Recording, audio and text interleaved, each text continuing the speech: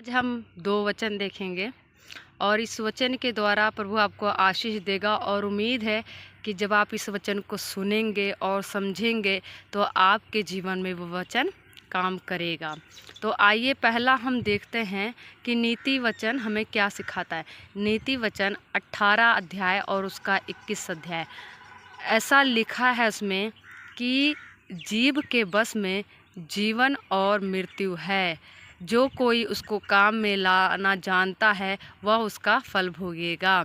परमेश्वर हमें ये सिखाता है कि जीभ के जो बस में है वो जीवन और मृत्यु है, तो जो कोई उसे काम में लाना जानता है वो उसका फल भोगेगा।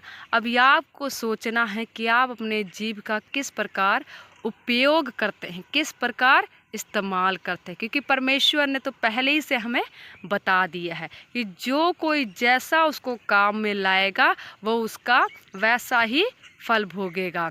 तो इसीलिए हमें क्या करना है, कभी गलत वर्ड नहीं बोलना है कि हमारे लाइफ में आशीष नहीं, हमारे जीवन में आशीष नहीं, हमारे बच्चे बीमार रहते हैं, क्योंकि जब हम गलत वर्ड बोलते हैं तो शैतान तुरंत लेता है और हमारे लाइफ में अटैक करता है। तो परमेश्वर ने क्यों हमें ये वचन दिया, आइए हम देखते हैं, और क्यों हमारे ज़बान में जीवन और मृत्यु का सामर्थ्य है, आइए हम देखते हैं। उत्पत्ति 1 और उसका 27 अध्याय।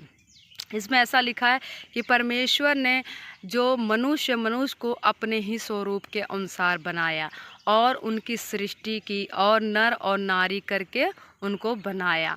तो परमेश्वर ने जब इंसान को बनाया तो अपने ही स्वरूप के अंदर अपना ही आत्मा दिया, इसलिए इंसान के जीव के अंदर जीवन और मृत्यु है। परमेश्वर ने जब बोला कि पेड़ उगे तो पेड़ उगे, परमेश्वर ने बोले सूर्य निकले तो सूर्य निकल गया, परमेश्वर ने बोला कि पंछी आकाश में उड़ने लग जाए तो उड़ने लगे।